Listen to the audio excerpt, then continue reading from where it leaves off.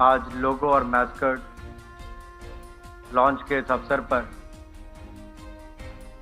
मंच पर उपस्थित हरियाणा प्रदेश के लोकप्रिय मुख्यमंत्री आदरणीय मनोहर लाल जी,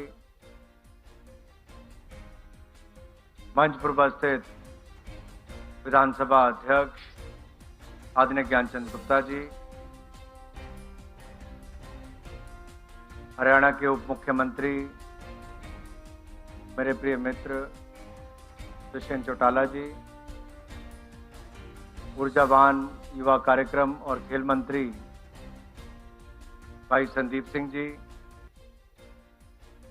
लोकसभा में मेरे सहयोगी, यहाँ के लोकप्रिय सांसद, पूर्व में केंद्रीय मंत्री रहे आदरणीय रतनलाल कटारिया जी, मुख्य सचिव महोदय संजीव कौशल जी, उपस्थित सभी माननीय विधायकगण, स्पोर्ट्स डिपार्टमेंट के सभी अधिकारी, director general sports authority of India Sandeep Pradhan ji, खेल मंत्रालय से आए हुए सभी राज्य और केंद्र के सम्माननीय अधिकारीगण, आदर के योग्य मेरे सभी प्रिय खिलाड़ियों और खेल प्रेमियों और मीडिया से आए हुए मेरे प्रिय मित्र। सबसे पहले तो मैं अपनी ओर से हरियाणा के माननीय मुख्यमंत्री जी और सभी महानुभाव का आज के शानदार कार्यक्रम के लिए बहुत बहुत धन्यवाद करता हूं और आभार प्रकट करता हूं।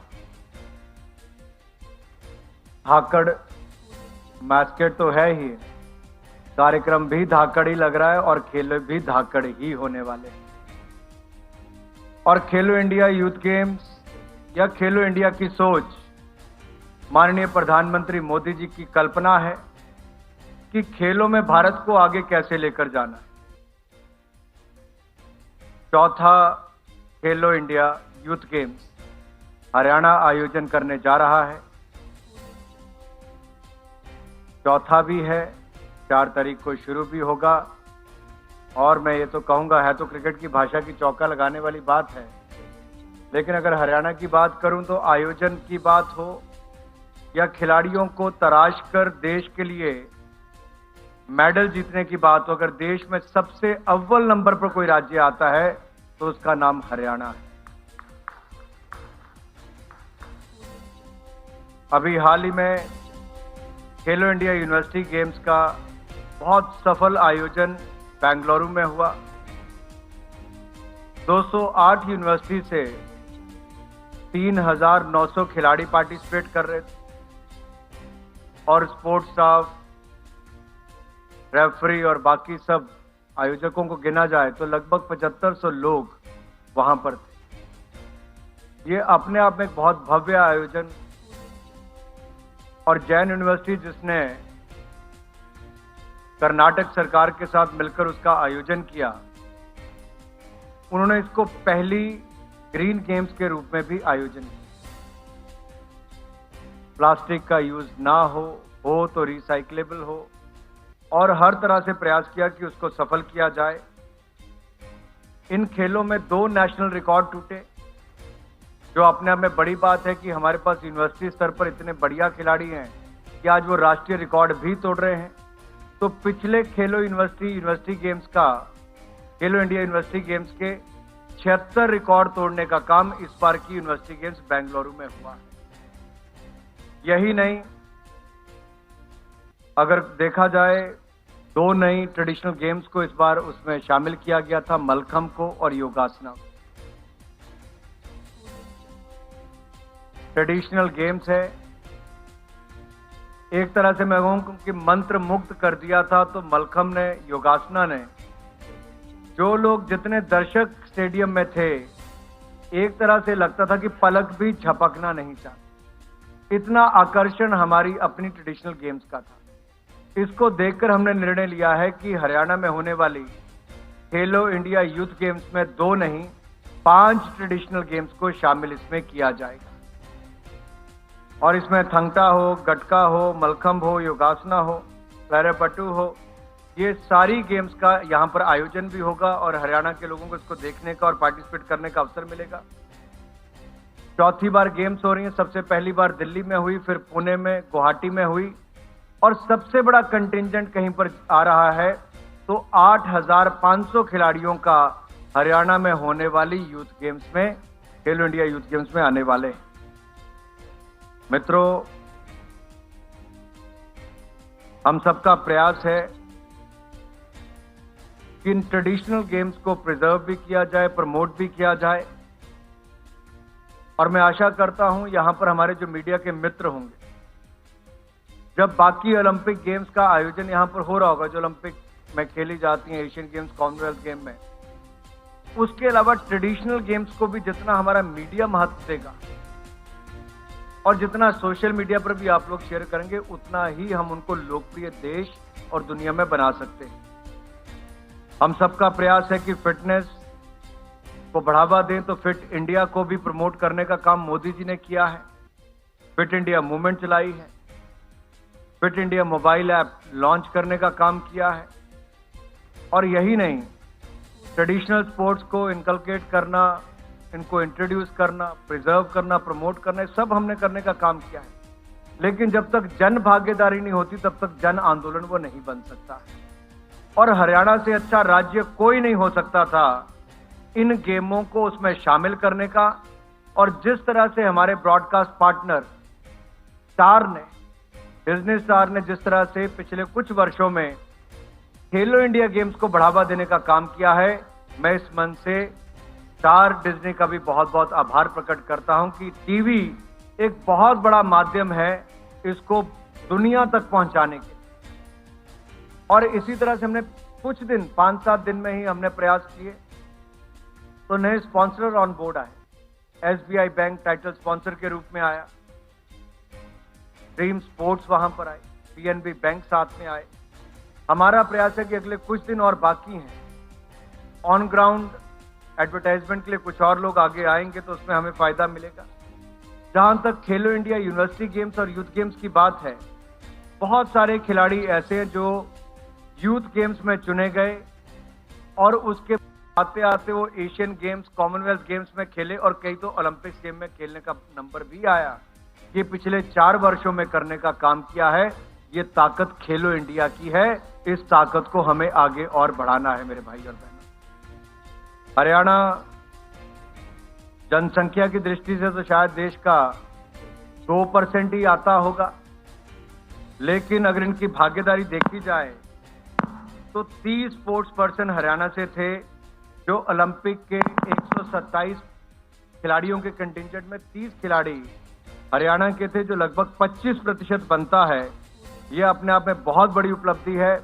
और 3 मेडल जीतने वाले, जो इंडिविजुअल मेडल जीतने वाले हैं, उनमें भी बजरंग पुनिया की बात हो, रवि दहिया की बात हो या गोल्डन बॉय नीरज चोपड़ा की बात करूं तो वो भी हरियाणा से ही है मेरे भाई और बहनों। और 7 इंडिविजुअल ओलंपिक मेडलिस्ट अगर सबसे ज्यादा किसी ने दिए हैं देश में तो किसी और राज्य ने नहीं, हमारे हरियाणा ने ही वो कीर्तिमान स्थापित करने का काम किया। नेशनल एंटी डोपिंग एजेंसी, मैं इस बात का उल्लेख विशेष तौर पर यहां पर इसलिए कर रहा हूं कि वर्ल्ड एंटी डोपिंग एजेंसी जो है वाडा, उसके नियमानुसार हमने यहां पर नाडा का गठन भी किया। बहुत वर्षों तक परमानेंट डीजी नहीं थे।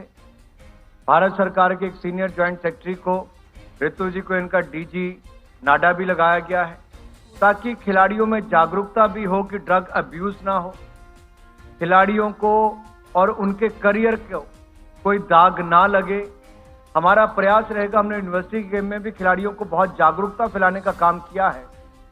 मैं चीफ सेक्रेटरी महोदय से, खेल मंत्री जी से और यहाँ के खेल डायरेक्टर से अनुरोध करूंगा, हम सब प्रयास करेंगे कि रिटन मटेरियल भी साई की तरफ से भी बनाएंगे, नाडा की तरफ से भी बन सकता है। इनके लिए डिजिटल भी और फिजिकल भी जागरूकता हम जो राष्ट्रीय स्तर पर के खिलाड़ी आ रहे हैं उन सब में भी करेंगे। जो स्थानीय बच्चे भी आए अलग अलग देखने के, उनको भी इसमें हम शामिल करेंगे ताकि बच्चों में जागरूकता और बढ़े। दूसरा निवेदन माननीय मुख्यमंत्री जी से मेरा रहेगा कि हरियाणा तो वैसे ही खातिरदारी के लिए बहुत जाना जाता है। मुझे पता है यहां पर रहने की सुविधाएं, खाने पीने की, उसमें कोई कमी नहीं आने वाली। इंफ्रास्ट्रक्चर कोविड के टाइम पर भी अगर आधारभूत ढांचा बनना था, केंद्र से जितनी भी सहायता चाहिए थी हमने उसमें कोई कमी नहीं रखी। हरियाणा सरकार ने, माननीय मुख्यमंत्री जी ने उसमें अपनी ओर से कोई कमी नहीं रखी। मैं इतना जरूर कहना चाहता हूं, हम जितना मर्जी बड़ा आधारभूत ढांचा बना लें, जितने मर्जी खिलाड़ी यहां पर बुला लें, दर्शकों के आने से खिलाड़ियों की हौसला अफजाई होती है और मीडिया में स्पेस देने से उनको मान सम्मान मिलता है और उनको प्रेरणा भी मिलती है। मैं चाहता हूं कि हम स्कूलों को इन्वॉल्व करें। जो बच्चे जिस खेल में रुचि रखते हों, हम उनको ग्राउंड्स में लाने का काम करें। साथ लगते जिलों के हों, दूर के जिलों के भी हों, स्कूलों की ड्यूटी लगे कि वो आए, खेलों को देखें, खिलाड़ियों से मिलें। हम एक प्रयास और करेंगे कि जो हमारे ओलंपियन या कोई वर्ल्ड लेवल के बाकी खिलाड़ी हैं, उनको इन खेलों के दौरान बुलाएंगे और आपके स्कूल के बच्चों के साथ भी उनकी बातचीत करवाएंगे ताकि उनको भी प्रेरणा मिले और ज्यादा खिलाड़ी खेलों में भाग ले सकें। ऐसा हम सबका प्रयास रहेगा। अगर आप अभी देखें, जो हमारे कुछ खिलाड़ी, हर्षदा गरुड़ महाराष्ट्र से हैं, ये पहली ऐसी खिलाड़ी हैं जिन्होंने gold medal world junior weight lifting championship में जीता है। और ज्ञानेश्वरी यादव जी छत्तीसगढ़ से, वीरितिका तमिलनाडु से, ये दोनों ने भी ब्रॉन्ज मेडल, अभी जो ग्रीस में गेम्स चल रही हैं उसमें अपना शानदार प्रदर्शन करके ब्रॉन्ज मेडल जीता है। ये वो खिलाड़ी हैं जो यूनिवर्सिटी गेम्स और यूथ गेम्स से उभर कर आगे आए हैं। यही नहीं, श्रीहरि नटराज की अगर मैं बात करूं और मन्ना पटेल की बात करूं, इन दोनों ने भी खेलो इंडिया गेम्स में भाग लिया।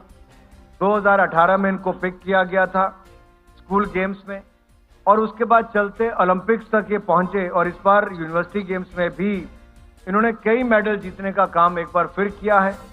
जब बड़े खिलाड़ी भी यूनिवर्सिटी या यूथ गेम्स में खेलते हैं तो उससे साथ वाले खिलाड़ियों को compete करने का मौका भी मिलता है और पता चलता है कि हमें किस स्तर तक जाके अपना प्रदर्शन सुधारना है। अभी 200 मीटर की जो एक कंपटीशन हुआ बेंगलुरु में यूनिवर्सिटी गेम्स में, वहां जो हमारी ओलंपियन है उनको हराने का काम भी किसी ने किया, तो एक युवा खिलाड़ी प्रिया मोहन ने उनको हराने का काम वहां पर किया है। ये अपने आप में दिखाता है कि कोई भी किसी भी स्तर पर आगे बढ़ सकता है, कितनी बड़ी प्रेरणा उनको मिली होगी। और जो हरियाणा की हमारी अपनी खिलाड़ी हैं विंका, ये अभी वर्ल्ड यूथ चैंपियन बनी है 64 किलो की कैटेगरी में, वेट लिफ्टिंग में, बॉक्सिंग में सॉरी। और इसी तरह से जो हमारे बाकी खिलाड़ी हैं उन्होंने भी अलग अलग गेमों में अच्छा प्रदर्शन करने का काम किया है। मैं ज्यादा लंबा नहीं बोलूंगा क्योंकि माननीय मुख्यमंत्री जी को अगले कार्यक्रम में जाना है। मैं इतना जरूर कहूंगा कि आज 2300 एथलीट को देश भर में खेलो इंडिया के अंतर्गत हम लगभग 6 लाख रुपया प्रति एथलीट हर साल उनके ऊपर खर्च कर रहे हैं। आज से पहले खर्च नहीं होता था, ये नरेंद्र मोदी जी ने ही इसकी शुरुआत की है। इससे उनके परिवारों पर भी बोझ कम हुआ है और खिलाड़ियों को भी खेलने की अच्छी सुविधाएं मिली।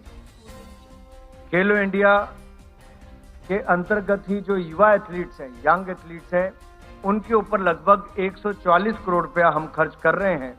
ये भी एक बहुत बड़ा सपोर्ट जो है इनके खिलाड़ियों को भी, उनके परिवारों को भी मिल पा रहा है। अगर मैं याद करूं तो असम की पूर्णिमा मंडल जो एक सफाई कर्मचारी, उन्होंने हमारे ही खेलो इंडिया यूथ गेम्स में अपने 3 बच्चों को खेलने का अवसर भी दिया। इनको भी मदद हमारे ही भारत सरकार की तरफ से हुई, खेलो इंडिया की तरफ से हुई। इसी तरह से ही तमिलनाडु की पूर्णा है, जिनके पिता बीड़ी बनाते हैं, लेकिन खेलो इंडिया स्कीम के माध्यम से इनकी मदद हुई तो इन्होंने गोल्ड भी जीता है वेट लिफ्टिंग में। ये अपने आप में दिखाता है कि गरीब से गरीब परिवार के बच्चों को भी खेलो इंडिया के माध्यम से मदद मिली तो वो पीछे नहीं रहे, वो खेले भी और जीतने का काम भी इन्होंने किया है। मेरे भाई और बहन, बहुत सारी बातें हैं जो करनी है, लेकिन आज तो केवल लोगो और मास्कट की लॉन्च थी।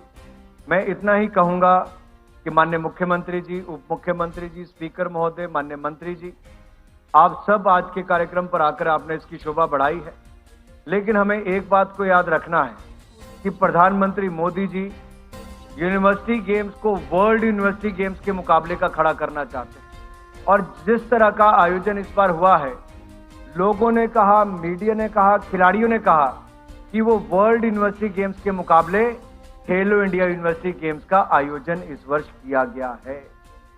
और मुझे पूर्ण विश्वास है जो 8,500 खिलाड़ी और आयोजक देश भर से यहां पर आएंगे, 8,500 तो केवल खिलाड़ी हैं, वो जाने के बाद कहेंगे कि चौथी बार, चौथा एडिशन जरूर है, लेकिन सबसे शानदार आयोजन हरियाणा ही करने वाला है आज तक का खेलो इंडिया यूथ गेम्स का। इतना ही कहते हुए मैं अपनी वाणी को विराम भी दूंगा और पूर्ण आशा करता हूं कि चौथा एडिशन खेलो इंडिया यूथ गेम्स का बहुत सफल हरियाणा में होगा। एक बार फिर आयोजकों को बहुत बहुत शुभकामनाएं। संदीप जी, आपने बहुत मेहनत की है और मुझे पूर्ण विश्वास है 4 जून से जब शुरुआत होगी, आपके लिए घर भी और परिवार का हिस्सा भी बाकी खिलाड़ी ही होंगे। उप मुख्यमंत्री दुष्यंत चौटाला जी से मैं अनुरोध करता हूं, क्योंकि आप खेल संस्थाओं से जुड़े रहे हो, स्वयं खेलते भी हो, आप भी समय निकालकर यहां पर आएंगे तो खिलाड़ियों का मनोबल बढ़ेगा। स्पीकर महोदय का अपना ही ये गृह विधानसभा क्षेत्र भी है। मैं इनसे भी अनुरोध करूंगा कि समय समय पर आप भी आए, खिलाड़ियों का मनोबल बढ़ेगा और सांसद महोदय भी आए तो उसका लाभ मिलेगा। माननीय मुख्यमंत्री जी, आपने बहुत अपने कीमती समय निकालकर युवाओं को मनोबल बढ़ाने के लिए यहां पर आए हैं। मैं दिल की गहराइयों से आपका और आपकी सारी टीम का एक बार फिर बहुत बहुत अभिनंदन करता हूं, बहुत बहुत धन्यवाद करता हूं। धन्यवाद। जय हिंद, जय भारत। भारत सरकार के हमारे युवा कार्य और खेल विभाग के मंत्री माननीय श्री अनुराग सिंह ठाकुर जी, हरियाणा सरकार में मेरे साथी उप मुख्यमंत्री श्री दुष्यंत चौटाला जी, हमारी इस विधानसभा के अध्यक्ष और पंचकुला जहाँ ये सारा आयोजन हो रहा है, यहीं के हमारे विधायक श्री ज्ञानचंद गुप्ता जी, इन खेलों में अपनी बहुत ही एक महत्वपूर्ण भूमिका निभाने वाले हमारे खेल मंत्री हरियाणा सरकार संदीप सिंह जी, इस क्षेत्र के हमारे सांसद श्री रतनलाल कटारिया जी, हरियाणा के मुख्य सचिव श्री संजीव कौशल जी, उपस्थित हमारे विधायक बंधुगण, हमारे मेयर साहब, खेल प्रेमी सभी सज्जनों, महानुभाव, आज का ये कार्यक्रम वास्तव में बहुत बड़ी इंतजार के बाद ये आया है। हम जानते हैं कि ये कार्यक्रम खेलो इंडिया 3 बार इसकी तिथियां निश्चित हुई और कोरोना के कारण से जैसा सारा देश और दुनिया में बहुत सी चीजें थम सी गई थी, आज उन थमी चीजों को आगे तेज गति से बढ़ाने के लिए इस कार्यक्रम के माध्यम से एक नया आगाज हो रहा है। अब ये कार्यक्रम आज खेलो इंडिया का ये जो लॉन्च हुआ है, इसके बाद तिथि इसकी निश्चित हो चुकी है। 4 जून सायंकाल इसका शुभारंभ होगा। जब तिथि निश्चित होती है, बहुत नजदीक आने वाली होती है, तो कहते हैं उसकी उल्टी गिनती शुरू हो गई। दिनों में कहें तो आज 28 दिन 5 घंटे के बाद ये कार्यक्रम शुरू हो जाएगा। अगर घंटों में कहें तो 677 आवर्स अब ये बाकी। और जब इस प्रकार से उल्टी गिनती प्रारंभ हो जाए, घड़ी की गति चलने लग जाए, उत्सुकता भी बढ़ती है। आयोजकों के ऊपर इसकी एक जिम्मेवारी भी आ जाती है कि उसकी तैयारी के लिए जो प्रारूप तय किया गया है, जो आउटलाइन तय की गई है, उस आउटलाइन के हिसाब से अपने पूरे परिश्रम के साथ तैयारी करनी है। यह कार्यक्रम हरियाणा सरकार खेल विभाग तो है ही है, हमारे केंद्रीय खेल विभाग साई के साथ मिलकर और एक सामूहिक ताकत लगाकर हम ये कर रहे हैं। केवल हरियाणा के खिलाड़ी नहीं तो सारे देश भर हर प्रांत के खिलाड़ी जो है वो इसमें आने वाले हैं। लगभग 8,500 खिलाड़ी इसमें आएंगे। हम इन सब 8,500 खिलाड़ियों की मेजबानी करने के लिए पूर्ण रूप से तैयार हैं। सब व्यवस्थाएं हो चुकी हैं, बल्कि मैं कहूं कि शायद पहली बार जो तिथि तय हुई थी उस दिन तो कुछ कमियां हमें ध्यान में आ रही थी, लेकिन इस देरी के कारण से अब खेल परिसर में किसी प्रकार की मेजबानी की व्यवस्थाओं में, उनके ठहरने की व्यवस्था में, यातायात की व्यवस्था में, कुछ खेल पंचकुला से बाहर अन्य स्थानों पर भी होने वाले हैं, उन सब स्थानों की भी तैयारी एकदम पूर्ण हो चुकी है। अब तो इंतजार है उन 8,500 खिलाड़ियों का कि वो आए। हम पलके बिछाए बैठे हैं, सारे देश के उन खिलाड़ियों का स्वागत करने के लिए हम तैयार हैं। वो आए और हम इस कार्यक्रम को अपने को शुरू करें। मित्रों, जैसा हम जानते हैं, हरियाणा की धरती, हरियाणा की मिट्टी एक विशेष प्रकार की ऐसी मिट्टी है कि जहां हमारा जो कृषक है वो अन्न पैदा करता है, पूरे देश के लिए सप्लाई करता है। हम कहते हैं कि मिट्टी हमारी अन्न के रूप में सोना उगलती। अब केवल मिट्टी सोना उगलती है अन्न के रूप में, ऐसा नहीं, बल्कि खिलाड़ियों की धरती है।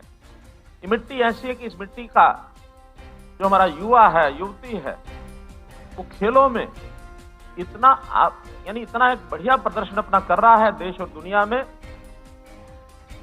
जैसे कृषक सोना उगलता है, ये हमारा खिलाड़ी ये सोना जीत करके ला रहा है। ये भी सोना लेकर के और इस देश को, प्रदेश को अपनी भूमिका के कारण से आगे बढ़ा रहा है। हम लोग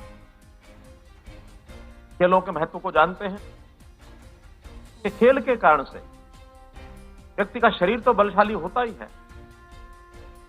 उसका मस्तिष्क तो तेज होता ही है, लेकिन ये जो चंचल मन है ये भी निर्मल होता है। खिलाड़ी का स्वभाव ये एक प्रकार से सद्गुणों से भरा हुआ स्वभाव बनता है। हम खेल जगत के बहुत नए पुराने सब लोगों को देखते हैं, समाज में किस प्रकार से आगे बढ़ने की भावना, किस प्रकार से समाज में एक सद्भाव का वातावरण ये सब बने, और जहां कहीं आवश्यकता पड़ती है संघर्ष करके और किसी भी मुकाबला करने के लिए भी तैयार रहता है। अगर देश की रक्षा सेनाओं में हरियाणा के लोगों की सबसे बड़ी भूमिका, अर्थात लगभग 10% हिस्सा हरियाणा के लोगों का है रक्षा सेनाओं में, और अगर 10% है, हमारी आबादी तो मात्र 2.5% है, 2% है। अगर ये 10% है तो इसका कारण अगर बारीक से खोजते हैं तो ये जो खेल की भावना है, खेल की भावना ही उस व्यक्ति में उत्साह पैदा करता है, संघर्ष करने का जज्बा पैदा करता है और दुश्मन से लोहा लेने का मन बनता है। तो हमारा युवा हमेशा देश की रक्षा के लिए, सेना में भर्ती होने के लिए हमेशा तैयार रहता है। तो इस प्रकार इन खेलों का अपना महत्व है। चाहे वो खेलो इंडिया, ये चौथा आयोजन देश भर का हो रहा है। मैं देश के प्रधानमंत्री जी का आभार प्रकट करता हूं कि उन्होंने ये जो चौथा हमारा खेलो इंडिया का कार्यक्रम इस बार हरियाणा को दिया है। इससे पहले भी 3 बार ये कार्यक्रम हुए हैं, और उन 3 बार के कार्यक्रम को देखने का अवसर हमें तो नहीं मिला है।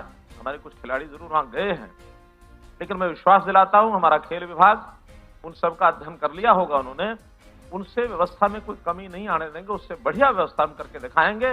इसके लिए केंद्र सरकार का भरपूर हमको सहयोग है। हम भी हरियाणा सरकार की ओर से किसी प्रकार की इंफ्रास्ट्रक्चर में, बजट में कोई कमी नहीं आने देंगे। हमारे सब डिपार्टमेंट्स मिलजुल करके, क्योंकि ये कार्यक्रम केवल खेल विभाग नहीं करा पाएगा, इस कार्यक्रम में हमारे अन्य सभी विभाग, उनकी भी भूमिका रहेगी। उनके जो अधिकारी हैं, उनके कर्मचारी हैं, और हमारे खेल प्रेमी जितने भी इस इलाके के लोग हैं, उन सब की अपनी भूमिका वो रहने वाली है। तो मैं हमारे केंद्रीय खेल मंत्री श्री अनुराग ठाकुर जी को विश्वास दिलाता हूं कि किसी प्रकार की कमी नहीं आएगी। कोई भी नवाचार, नया विचार आयोजन के नाते से आता है, आप हमको जरूर संकेत करिए। जैसा खिलाड़ी तो सब लोग खेल के नाते एक सिस्टम से वो आएंगे ही। लेकिन खिलाड़ियों का उत्साह बढ़ाने के लिए आपने ठीक कहा कि जो दर्शक हैं, जो खेल प्रेमी सज्जन हैं, वो जितना अधिक संख्या में वहां पहुंचेंगे, उससे उन खिलाड़ियों का मनोबल भी बढ़ेगा, उनको उत्साह भी आएगा और एक अच्छा भाव लेकर के हरियाणा के बारे में जो उनके मन में आएगा, तो एक अच्छा भाव और संस्कार लेकर के पूरे देश में जाएंगे कि हरियाणा की भी कोई एक पहचान उनके मन में, उनके ध्यान में आई है। जहां तक खेलों की तैयारी के नाते या हरियाणा में केवल खेलो इंडिया नहीं, अन्य भी खेलों के प्रकार के नाते से, जैसा आपने कहा कि हरियाणा में हम जितने भी प्रदर्शन हुए हैं खेलों के, जितने भी टूर्नामेंट्स हुए हैं, जितने मैच हुए हैं, चाहे वो एशियन खेल हैं, चाहे वो उससे ऊपर कॉमनवेल्थ के गेम्स हैं, ओलंपिक के गेम्स हैं, सभी गेम्स में हरियाणा की भूमिका बराबर, जिसको कहना चाहिए एटलीस्ट 1/3 तो हम कह ही सकते हैं, सब जगह रही। यानी अगर देश के अंदर कहीं 60 मेडल आए हैं तो उसके अंदर 20 से 25 तक हरियाणा नहीं लाए। अब ये बात अलग है कि दुनिया की अगर टैली देखते हैं तो हमारी टैली अभी दुनिया के बहुत देशों से राष्ट्रीय स्तर पर हम देखते हैं तो अभी बहुत नीचे है। राष्ट्रीय स्तर की टैली बढ़े, यह सबकी हमारी इच्छा है।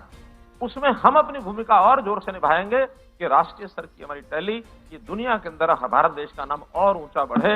इसकी भी तालिका जब हम देखते हैं उसके अंदर कुछ वर्षों के बाद इसमें हम सबको मिल करके अपनी भूमिका निभानी होगी कि हमारा देश दुनिया में भी अपना परचम ये लहरा सके। जहां तक खेल स्ट्रक्चर का हरियाणा में विषय है, हमने अपने यहाँ मैपिंग की है।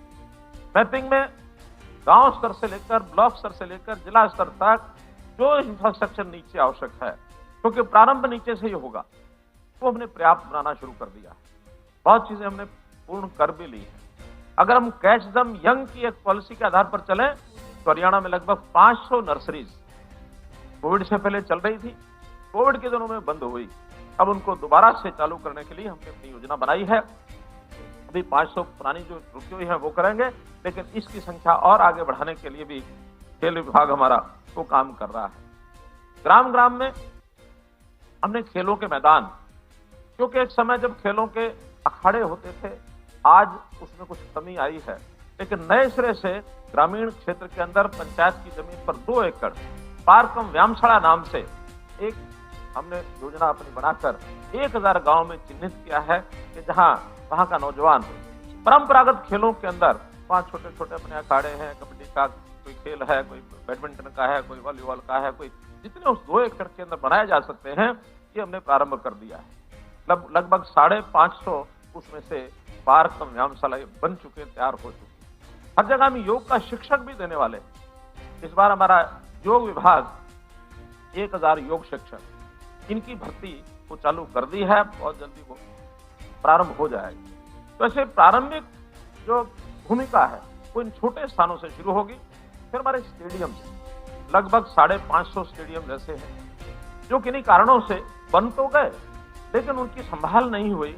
उन सब की संभाल करने के लिए हमने अपने खेल विभाग के माध्यम से जो खिलाड़ी हैं मेडल लेके आते हैं उनकी भूमिका एक विशेष करने वाले हैं कि उनको सरकारी नौकरी, मेडलिस्ट जितने हैं उनकी हमने पॉलिसी बनाई है खेल विभाग में कि हर यानी जो gold medal, silver medal, bronze medal लेकर के आएगा, हर एक मेडल विनर के लिए एक निश्चित नौकरी कर दी, उसको आते ही नौकरी मिलेगी। बल्कि जो यानी इससे नीचे के भी स्तर के हमारे खिलाड़ी हैं जो केवल पार्टिसिपेंट्स हैं या हमारे जिला लेवल के, प्रदेश लेवल के जो खेलों में अपना कुछ स्थान बनाते हैं, उनके लिए ग्रुप डी में विशेष तौर पर 10% का रिजर्वेशन भी हमने किया है। सी में भी हमने प्रारंभ कर दिया है। सी और डी के अंदर उनका जो रिजर्वेशन है, सी में 3% है और डी में 10% है।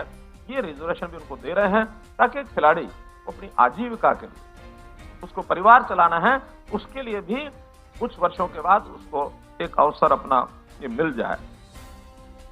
इसी प्रकार जैसे खिलाड़ियों के मेडल विनर्स के लिए जो इनाम की बात है, जैसा बताया दुनिया भर में, यानी देश की बात तो हम करते हैं कि हर एक प्रदेश में हम आगे हैं, कुछ देशों का भी अध्ययन किया है, उनकी करेंसी के हिसाब से भी हमारे जो इनाम हैं वो दुनिया भर में सबसे ज्यादा है। एक गोल्ड मेडलिस्ट जो ओलंपिक का है उसको 6 करोड़ रुपया ये गोल्ड मेडलिस्ट को हम देते हैं। दुनिया की करेंसी में किसी का भी इतना बड़ा इनाम नहीं है। 6 करोड़, 4.5 करोड़, 3 करोड़, 2.5 करोड़, इस प्रकार के इनाम हम देते हैं। और अब तो जो पार्टिसिपेंट्स हैं, जिनका 15 लाख रुपया हम आने के बाद देते थे, विचार आया कि आने के बाद तो 15 लाख उनको दिया, किस काम आए किस नहीं आए। तो जैसा संदीप सिंह जी ने बताया, जाने से पहले जब उनका चयन हो जाता है तो 5 लाख रुपया एडवांस दे देते उसमें कि आप अपनी तैयारी करो साल भर में, ताकि वहां से परिणाम लेकर के आ सके। तो ऐसे जहां तक जो पुराने खिलाड़ी हैं, अवार्डी हैं, अर्जुन अवार्डी, द्रोणाचार्य अवार्डी, इनको भी अभी तक अर्जुन अवार्डी को हम 5,000 रुपया मासिक देते थे। अब उसकी राशि हमने बढ़ा करके और 20,000 रुपया कर दी है। 20,000 रुपया प्रति मास उनको जो है ये एक प्रकार का पुरस्कार, ये उनको कहें कि प्रोत्साहन राशि, ये हर महीने मिलेगी। नए कुछ इसमें जोड़े हैं हमने पुरस्कार। जो भीम पुरस्कार विजेता है उनको भी पहली बार अभी शुरू किया, पहले कभी नहीं होता था। उनको भी भीम पुरस्कार वालों को 5,000 रुपया प्रति महीना ये मानदेय उनको मिलेगा। तेंजिंग नॉर्गे राष्ट्रीय साहसिक पुरस्कार को भी 20,000 रुपया प्रति महीना, ये उसमें से हम लोग आगे उसको देंगे। खेलों के इंफ्रास्ट्रक्चर के नाते, जैसा पंचकुला में ताऊ देवीलाल खेल परिसर एक प्रकार का अंतर्राष्ट्रीय स्तर का हमारा ये खेल परिसर बना है। Synthetic athletics track, badminton hall आदि, इनका सबका नवीनीकरण किया गया है, जैसी आवश्यकता हमारी है। हम इसी प्रकार के अन्य खेल परिसर भी, करनाल है, हिसार है, रोहतक है, गुरुग्राम है, ऐसे केंद्र बनाए जाने की योजना हमारी है कि हम और इनको विस्तार दे सकें, ताकि ऐसे राष्ट्रीय स्तर के, अंतर्राष्ट्रीय स्तर के खेलों का आयोजन इन स्थानों पर भी हम करवा सकें। अंतर्राष्ट्रीय स्तर का जो इंडोर स्विमिंग पूल है, अंबाला के अंदर इसका निर्माण चालू हो गया है। एक बहुत अच्छा एक इंडोर स्विमिंग पूल बनेगा। विश्व स्तरीय प्रशिक्षण और सुविधाएं देने के लिए 5 स्पोर्ट्स सेंटर ऑफ एक्सीलेंस ये खोलने की भी हमारी योजना है। 3 राज्य स्तरीय खेल परिसर, 21 जिला स्तरीय खेल परिसर, 13 उपमंडल स्टेडियम, 163 राजीव गांधी ग्रामीण खेल परिसर। HSVP द्वारा 10 स्टेडियम अलग से बनाए जा रहे हैं। इसमें 7 swimming pool, 10 synthetic athletics track, 13 hockey turf, 1 football synthetic, 2 swimming pool, 1 synthetic athletic track. अलग से HSVP की जो योजना है, ये उनकी योजना अलग है, वो भी इसमें बना रहे हैं। मेरा कहने का मतलब यह है कि जितना इंफ्रास्ट्रक्चर ज्यादा होगा, उतना ही हमारे जो गांव स्तर के, यानी बहुत रूट लेवल पर जो सुविधाएं हम देंगे, तो हर सामान्य व्यक्ति भी इसका उपयोग कर सकेगा। खेल में हम आगे बढ़ने के लिए, यानी खेल को, हरियाणा को स्पोर्ट्स हब ये बनाया जाए, ऐसी हमारी योजना है, ताकि खेल का खेल होगा और युवाओं को, उनको रोजगार भी मिलेगा और देश का नाम भी आगे बढ़ाने के लिए हरियाणा जितना अपना योगदान करेगा वो जरूर करेगा। तो आज इस खेलो इंडिया के इस जो लॉन्च किया गया है, चाहे इसमें मस्कट लॉन्च किया है, जर्सी लॉन्च की है, थीम सॉन्ग का लॉन्च किया है, इस अवसर पर एक आयोजन की शुरुआत आज की गई है। मैं तो इसमें भारत सरकार की, खास करके प्रधानमंत्री जी, हमारे खेल मंत्री श्री अनुराग ठाकुर जी, इनका मैं आभारी हूं, धन्यवाद करता हूं। इस आयोजन का अवसर हमको मिला है। हर संभव प्रकार से हम इसमें आगे बढ़ाएंगे चीजों को। हरियाणा वैसे तो बहुत क्षेत्रों के अंदर, चाहे वो कृषि और खेल तो है ही है, हम IT युग में, शिक्षा में भी, सामान्य व्यक्ति के जीवन स्तर को ऊंचा उठाने के लिए भी बहुत योजनाएं कर रहे हैं। अभी 2 दिन पहले ही हमने स्कूली विद्यार्थियों को, जो 9वीं, 10वीं, 11वीं, 12वीं के बच्चे हैं, उनको टेबलेट्स देने का काम किया है। 5 लाख टेबलेट्स हम 10वीं, 11वीं, 12वीं के बच्चों को दे रहे हैं। और हरियाणा पहला स्टेट है, पहला राज्य है जिसने इतनी बड़ी संख्या में प्री लोडेड सॉफ्टवेयर के साथ उन बच्चों को, क्योंकि ये सब कोविड के कारण से ही संभव हुआ। कोविड में ऑनलाइन शिक्षा, घर में बैठ करके सब पढ़ाई करो, स्कूल हमारे बंद हो गए, तो उन बच्चों की शिक्षा को कैसे सुलभ बनाया जाए, इस चीज को, वैसे भी IT का युग है, तो इसमें प्रौद्योगिकी के नाते जितना आगे बढ़ेंगे, लेकिन IT के माध्यम से खेल तो निश्चित रूप से आउटडोर ही होगा। जब बाहर विद्यार्थी निकलेगा, यानी छात्र निकलेगा, खिलाड़ी निकलेगा, तभी संभव होगा। IT के गेम्स से कोई दिमागी कसरत तो हो जाती है, ये जो हमारे कंप्यूटर गेम्स होते हैं, बाकी सब होते हैं, लेकिन शारीरिक बल और उसकी जो चुस्ती फुर्ती, जो उसका फुर्तीला शरीर, वो तो खेल के मैदान में या अखाड़े में आके बनेगा। तो हम हरियाणा में जहाँ जय जवान जय किसान बोलते हैं, वहाँ एक बार साथ में जय पहलवान भी बोलते हैं। तो जय जवान जय किसान जय पहलवान और जय विज्ञान, ये भी हमारा नारा है। बहुत बहुत धन्यवाद, बहुत बहुत आभार।